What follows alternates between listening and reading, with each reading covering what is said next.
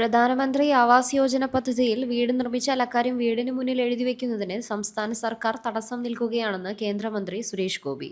Kit നൽകിയപ്പോൾ photo വെച്ചവരാണ് വീടിന് മുന്നിലെ എഴുത്തിന് തടസ്സം നിൽക്കുന്നതെന്നും സുരേഷ് ഗോപി പറഞ്ഞു. BJP തൃശൂർ നോർത്ത് ജില്ലാ കമ്മിറ്റി സംഘടിപ്പിച്ച പരിസ്ഥിതി ദിനാചരണം ഉദ്ഘാടനം ചെയ്ത് സംസാരിക്കുമ്പോഴാണ് അദ്ദേഹം ഇക്കാര്യം പറഞ്ഞത്. സംസ്ഥാന സർക്കാരിന്റെ പണമാണ് ഭവന പദ്ധതിയിൽ കൂടുതൽ ഉള്ളതെങ്കിലും ഓഡിറ്റിംഗിനായി വീടിന് മുന്നിൽ എഴുതിവെക്കേണ്ടതുണ്ടെന്ന് മന്ത്രി ചൂണ്ടിക്കാട്ടി. എന്നാൽ ആവാസ് യോജന പദ്ധതി എന്ന് എഴുതിവെച്ച വീടിന് വേണ്ടി നിരവധി പേരുണ്ടെന്നും മന്ത്രി പറഞ്ഞു. പരിസ്ഥിതി ദിനാചരണ ചടങ്ങിനായി സംഘാടകർ വേദിയും കസേരകളും ഒരുക്കിയിരുന്നെങ്കിലും വേദിയുടെ അരികത്തായിരുന്നാണ് സുരേഷ് ഗോപി പ്രവർത്തകരോട് സംസാരിച്ചത്. തിരുവങ്കിടം റെയിൽവേ അടിപ്പാതയുടെ നിവേദനവുമായി എത്തിയവരോട് നിവേദനം ഓഫീസിൽ നൽകാൻ നിർദ്ദേശിച്ചു.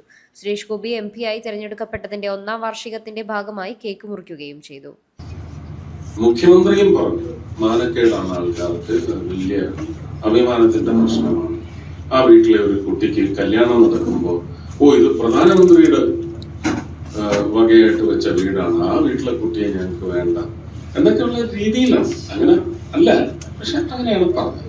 അപ്പൊ ഞാൻ പലയിടങ്ങളിലും പോയി ഈ കഥ പറഞ്ഞപ്പോ അവരെല്ലാം പറഞ്ഞ് ഞങ്ങൾ എഴുതി തരാം. അപ്പൊ എഴുതി തരാൻ ഇപ്പൊ തയ്യാറായി നിൽക്കുന്ന ഞങ്ങൾക്ക് ഒരു മാനക്കേടുമില്ല. ഞങ്ങൾക്ക് ഈ വീട് വേണം, നിങ്ങൾ തരണം, ഈ വീട് ഞങ്ങൾ ഇനി എടുക്കുക എന്ന് പറയുന്ന ഒരു സംഘം വളർന്ന് വലുതായി.